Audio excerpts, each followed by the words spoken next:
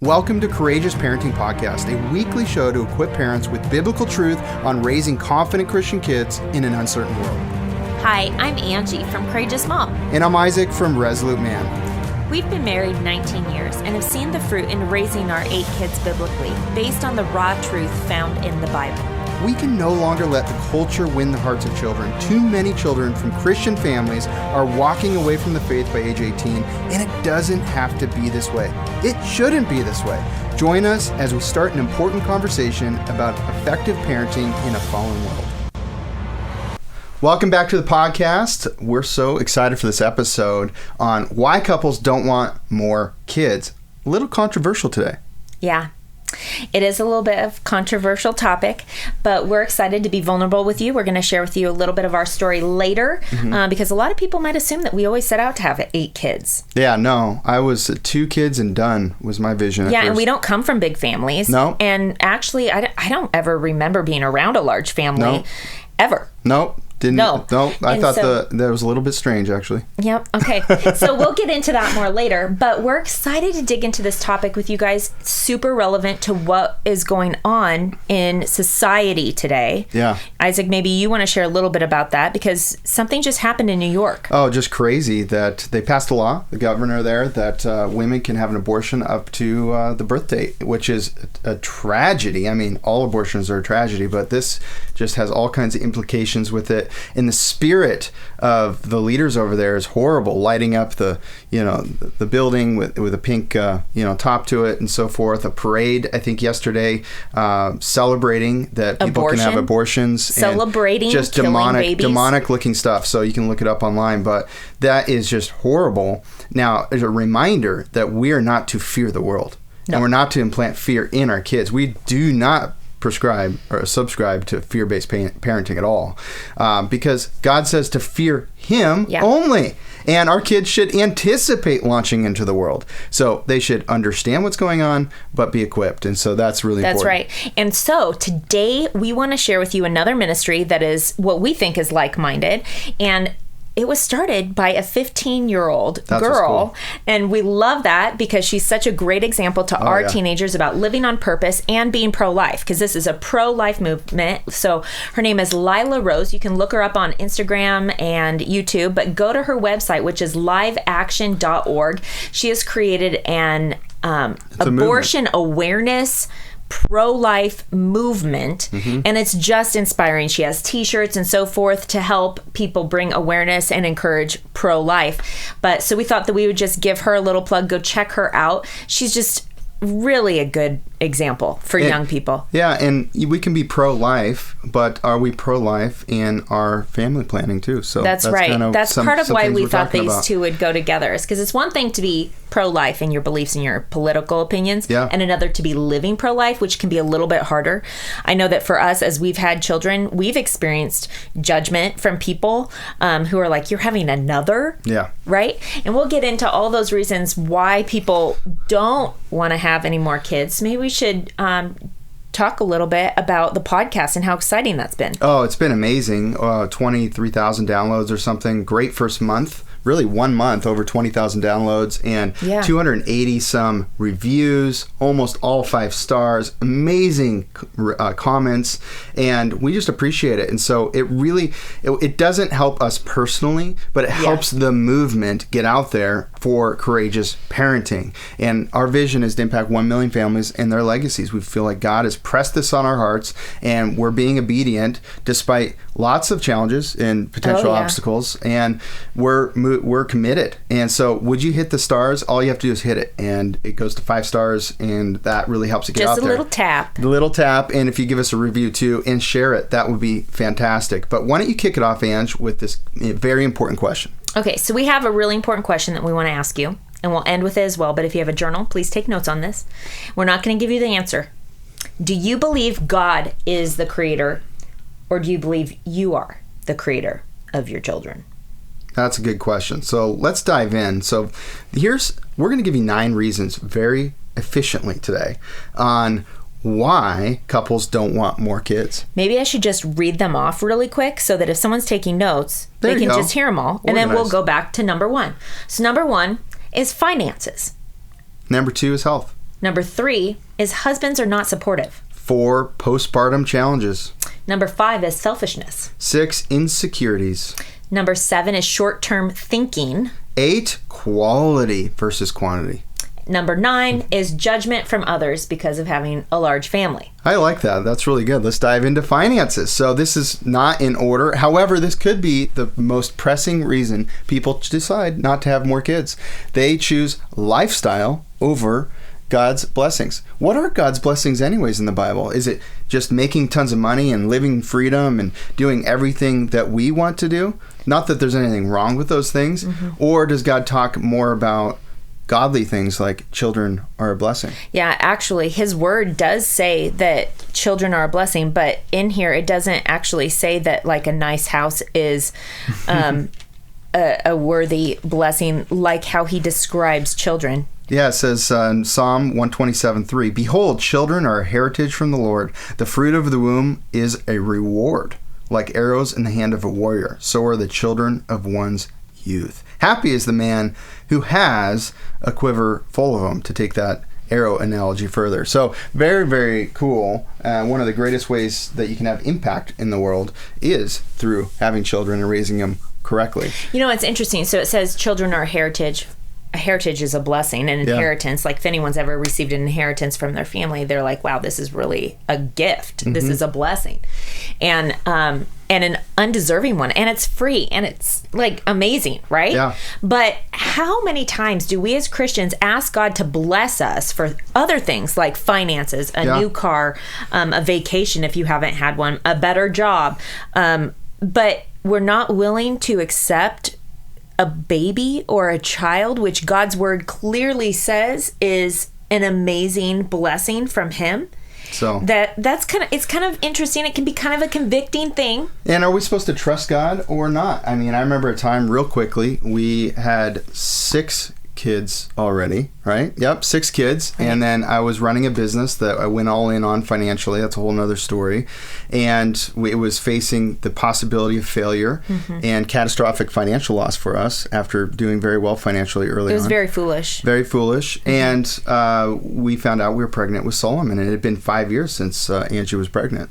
And so obviously that was a huge blessing, but at the same time, I'll be a little honest, with the financial challenges of the time, I had a little bit of a struggle in my heart for a moment, and then it swung back to, no, this is God's blessing. This is amazing. I trust you, God, and he will help us figure it out. And you know what happened after that?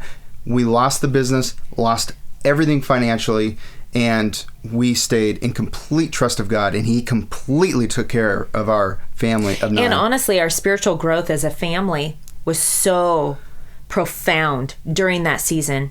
While I would never wish what we walked through anyone to go through that, it was the best thing for our family as far as spiritual growth, trusting God, and Solomon having faith. Was such a joy that we needed. God knew we needed his joyous heart and exuberant spirit, and to bring us all together with a baby, and that's still the case. If any of you have walked through a trial and you've had a toddler that can just smile at you with those unworried, joyful smiles, you know what we're talking about. He really brought so much joy in a time that could have been worry, fear, dread, and he was an accountability. I know that at least for me, it was an accountability having him there so that I wouldn't create fear in him. I would look at his little face and go, Angie, get a grip.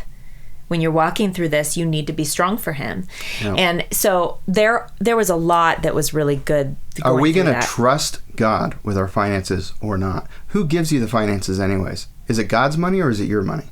So that's a whole nother topic. We have a whole podcast on that someday. But number 2, health. Pregnancy, postpartum, challenges with your wife. And men, you are in charge. You know, you do need to protect your wives. Yes. But we need to not make health an excuse also for not having more kids. Like the what ifs of health is what you mean, right? And so there's a difference between being in fear of the what ifs could happen to your wife and not wanting to have any more babies, and the realities. And you guys, I'll just put it out there, men, they've got a big weight on their shoulders, because not only do they need to provide for their family, because the Bible does say that it's worse for a man to be not providing for his family than for an unbeliever. So that's kind of a big deal. So if finances were a big issue, then it causes you to have to grow up and work harder, become that man that God believes you can be. But also, you're a protector. So provider, protector. And the Bible does say that a man is to love his wife as if it was his own body. But not in fear. But not in fear of the world. That's right. We're supposed to fear God. And if a baby is a blessing from God, again, to the first question, do you believe you are creating the baby or God is giving you a baby? So an aspect that women struggle with, I think, for health, which is the second point, is, autoimmune diseases are huge, and they're just rampant in our society. I think that people just know more about them now. I think that they probably existed before, although it is worse today. I even have one. But and they do flare up when you have hormones going up and down. But that's why it's so important to get educated, so that you can actually live through the stress on your body of pregnancy and postpartum and childbirth, and come out on the other side healthy and whole and able to take care of your family. But it's going to take knowing your body, knowing yourself, getting educated, and taking your health seriously. So, Ange, 8 kids naturally. Yep. It must be easy for you. Okay, so he's saying this because, you guys, when we were on our RV trip, we took the kids for a 3-month RV trip around the U.S., and we got this so many times. People would be like, oh, pregnancy must be easy for you. Oh, childbirth, is that easy for you? Have you had them all yourself naturally? Like, it was actually very difficult. Yeah, and so it was. The pregnancy, I had hyperemesis gravidarum, which is HG, the excessive vomiting. Bed rest for 4 months at a time has happened before. Yeah, my back was out. I was in the hospital for 3 weeks, paralyzed from the waist down, because the violent vomiting was so intense that it threw my back out. And then when your miscarriage, after Solomon, you lost over half your blood and almost died. That's right. And then we recently had Eli. Yeah. We will share those kinds of things more in another podcast possibly. But I'm just saying this to make a point. I'm not a saint, and I am human. And I experienced a lot of pain through pregnancies. But I still had joy for what was going to come. And the one thing that I tell women when I do share with them that, no, actually it was really severe for me. And I got my first cavities because of all of the acidic vomiting, and I could just go on and on and on, but this is the deal. 9 months is a short time to sacrifice for another person's entire eternity. It's not just their eternity, it's also their legacy, which is your legacy. And so to have that perspective helps you get through the everyday. It does. It helps you get through the everyday, but there are other things that help you get through the other day too, like having a supportive husband, things like that. So let's go into that. So number 3 is husbands not supportive. If you're not taking care of your wife, if you're selfish, if you're not helping with other kids, she may silently in her heart go, we can't handle more kids. My husband can't handle more kids. I can't handle more kids because he's not helping me, or I'm the only one parenting. And that might come out as, I think we should stop. And I think you should communicate openly about it, but I think a lot of times that may not happen because you might be scared of a fight or something like that. But be candid with each other, because that's how we grow as married couples. And so husbands, you've got to be supportive. If you're not supportive, you may be sacrificing your legacy. Rise up and be supportive of your most important person in your life. Okay. Number 4 is postpartum. Postpartum is a huge reason why people don't want to have any more kids. I've heard from women who desperately want to have another child, and they've gone through postpartum depression themselves, but their husbands don't want them to have another baby because of how hard postpartum was for their wife, and they fear that they would fall back into the postpartum depression or the postpartum anxiety, the postpartum stress. And they're like, no, I'm not going to go there. I'm protecting my wife. But is it protecting your wife? Yeah, that's part of it. But it also could be your own selfishness. It could be there are aspects of it. Wow, she doesn't want to, have sex. She doesn't want to do these different things, right. Which there are a lot of issues. Which is number 5, which is selfishness, which is sleep deprivation. I have to take care of the kids more. My career's not. progressing the same way during this period of time. There's all kinds of reasons men could become selfish, and yes, also caring about their wife. But let's really analyze the real reasons.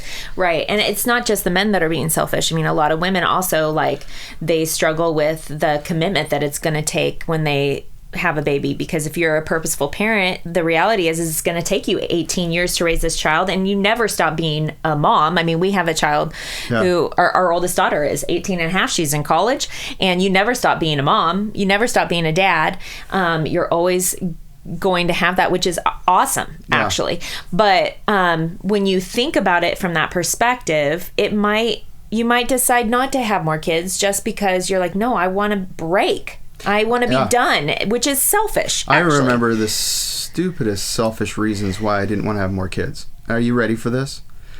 It was so hard to buckle my 2 kids in the car, and it took forever to get anywhere. I didn't know that you thought that way. That's so funny. It was so stupid, right? And I just remember being this young dad and wanting to get things done and get places, other little things that I might add onto that. Wow, it's so hard. We can't go to a movie anymore. Or out to eat. We can't go out to eat. Do you remember when we took Kelsey out to eat the first time and she cried? A train wreck. So I remember, just nix all these things from my life. Okay, life is not very good. Isaac, you sure have grown a lot, because you guys know how long it takes to get 5 and 6 kids in and out of car seats. There was one time where we had 5 kids in booster seats and car seats. It literally took 25 minutes to get them all loaded into the SUV. I am so glad I didn't stay that selfish, immature young man. I'm glad you didn't too. And I think that maybe you don't have those same ones, and you're like, yeah, you're crazy, man. What's your deal? Well, what are yours?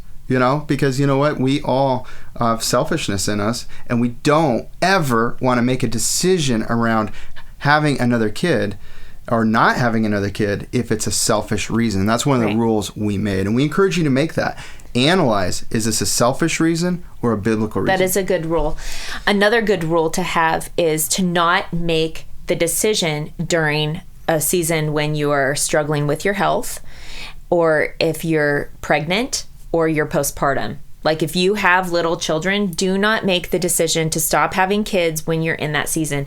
And the reason why we say this is because you've got hormones going all over the map. You are sleep deprived, exhausted, probably not thinking rationally. And you may have regret later in life. And so we just really urge parents to be wise and to be patient in making this decision. There's no reason why you have to make a decision right away. And the other thing for career-minded people, entrepreneurs, business people might be listening, have a great job, you want to make progress in the company, is you may see having more children as something that gets in the way of your personal vision for being known and for making an impact in the world. Growth. And business growth. And I would say that is the worst reason not to have more kids. Do you want God's blessing on what you're doing?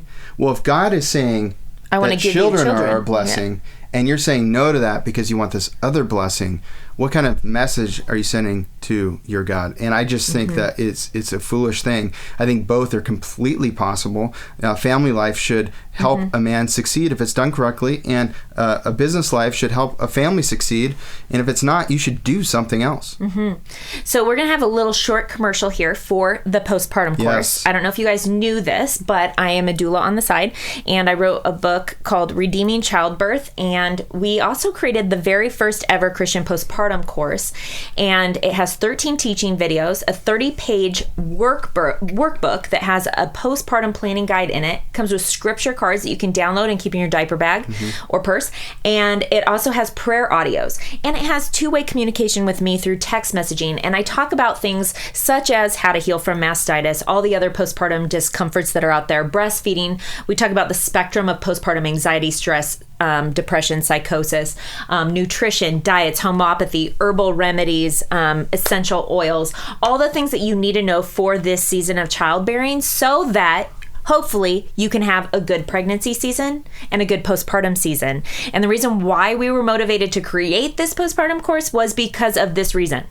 This topic, actually. And because it's actually over 50% off right now. And courageousparenting.com, if you hit the menu, you just hit where it says private coaching, parenting coaching /resources, and it's right there. You hit a link and you can get the 50%. I think it's over 50% off. Yeah, it's 54% off right now. And so I just really want to encourage you husbands that if you have a wife that's pregnant or you're thinking about having more kids, this would be a really good thing for you guys to go through. Isaac actually teaches with me in one of the videos. We do like a 45-minute video on intimacy during postpartum and pregnancy. One, guys. And we dig into Ephesians 5. I just think that it's very relevant for what we are talking about in this particular one, because honestly, a lot of people choose not to have kids because of how postpartum is or how hard pregnancy is. So we want to help you. The selfishness of men around sex is deplorable. And so you got to have husbands watch that part, that when we talk together about intimacy, very, very important. And feel free to message me on Instagram or on Facebook if you have more questions about the postpartum course or the book. You can also find it at courageousmom.com. So number 6 is insecurity. And one of the biggest ways husbands can create insecure wives and have them not want to have more kids with you is if your eyes are wandering. If you're looking at other women, adultery. If they don't feel a strong commitment, if they've caught you in pornography, if you're in pornography and they haven't caught you, but they feel undesired, because that's what pornography does. It creates a lack of desire for your wife, or selfishness during these sensitive times around pregnancy and birth.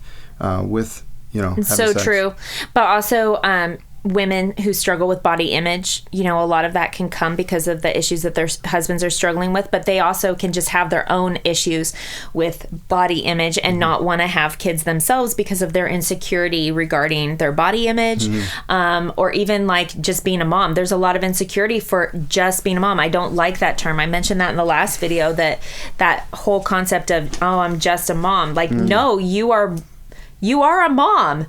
And what you do is valuable, and raising babies to be good humans that are good citizens that contribute to the kingdom of God and to this world is important.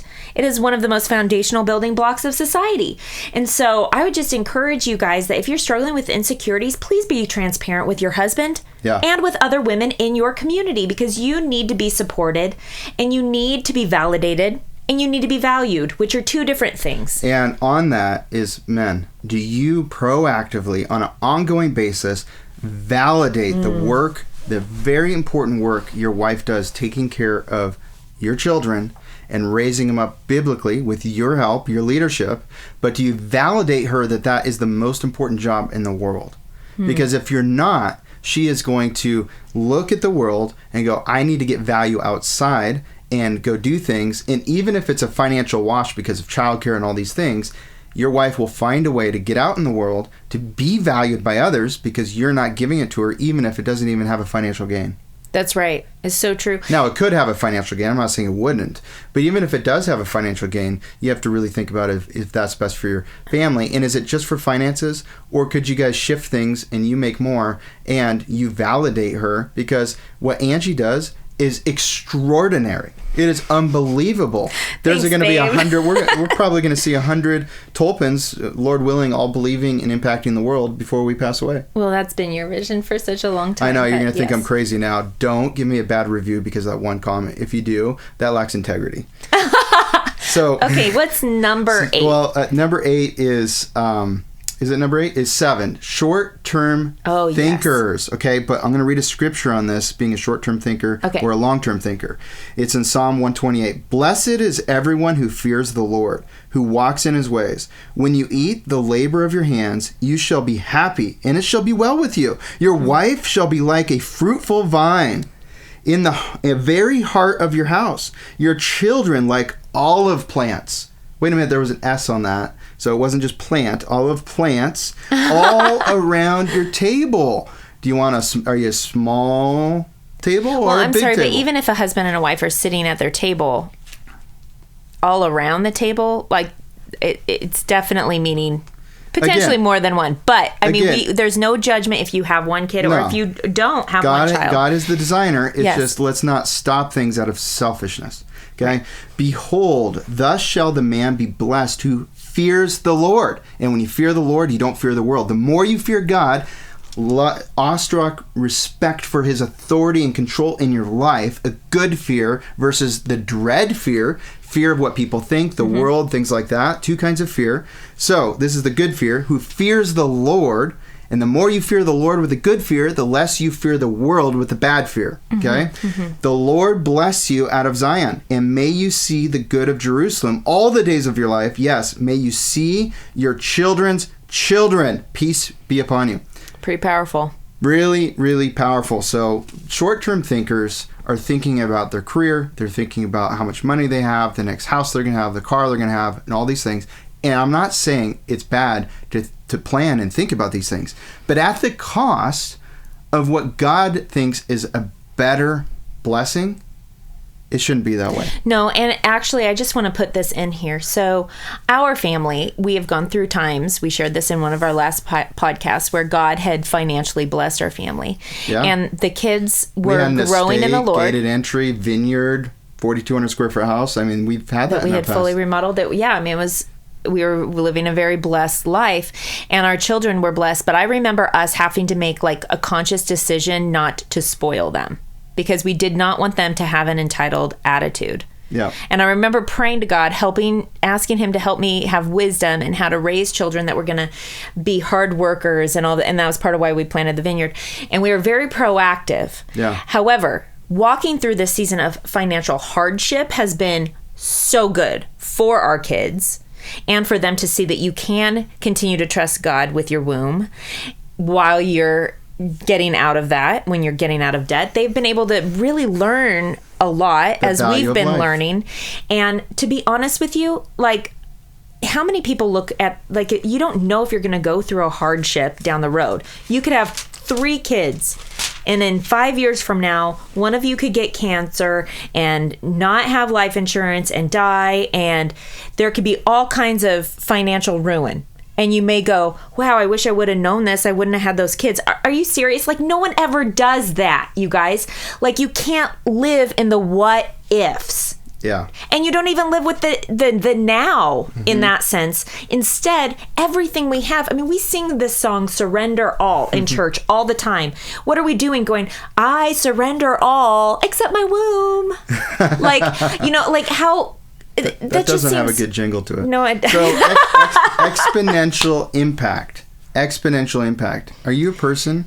Are you missionary minded? Do you want to impact the world? There is no better way to impact the world than having kids and raising them correctly to go influence. Yeah. Look up Jonathan Edwards' legacy. Okay? He's from the 1700s. Just look it up. Don't tell him too much about it. No, but Isaac teaches on this in the Courageous Parenting course, the mentor program, and it is a phenomenal teaching on legacy. It really gives you perspective. I'll just put it that way. So, number 8 is quality versus quantity. The attitude of, well, I want to really pour into my 2 kids or 3 kids, and if I have more, I won't be able to love them the same way, provide for them the same way. They all won't be able to have their colleges paid for and things like that. Right. And so I would just say, okay, there's some worldly truth to that, but are we supposed to look at worldly truth or biblical truth? The biblical truth is that he will provide, and kids are a blessing. So if you have a math equation, kids are a blessing plus he will provide equals what? It equals, if you have more kids, he's going to provide. Where your heart is, there your treasure will also be, right? Or where your treasure is, there your heart will also be.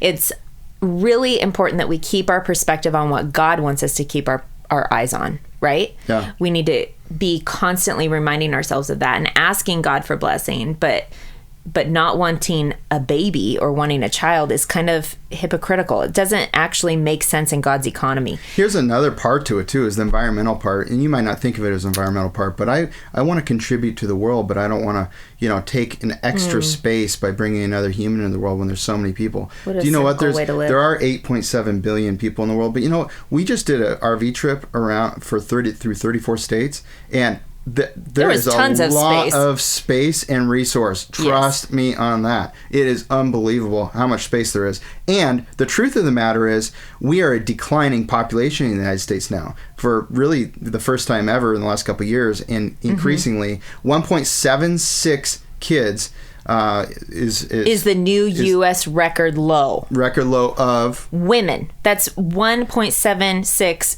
children per woman is what they're saying as far as the fertility rate. It's the fertility rate. And it takes 2.2 per woman to have a stable economy. Not a growing economy, but a stable economy. And what do you mean by stable economy, though? Which is enough people producing to make the economy go. So we've got all of these older generation. They're getting elderly.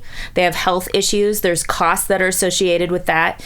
And it's going to continue to happen because we all that's how life works. We all get old, right? And then if we're not having enough babies to be able to financially sustain the care of the older people, then we have a massive demographic bomb, which is what we're talking about here. So we're just contributing to the economy over here. So number 9 is judgment from others because of a large family. Do you get judged? Oh, yeah. Are you going to fear people or are you going to fear God? Plus, if you train up your kids correctly, they are a blessing to people.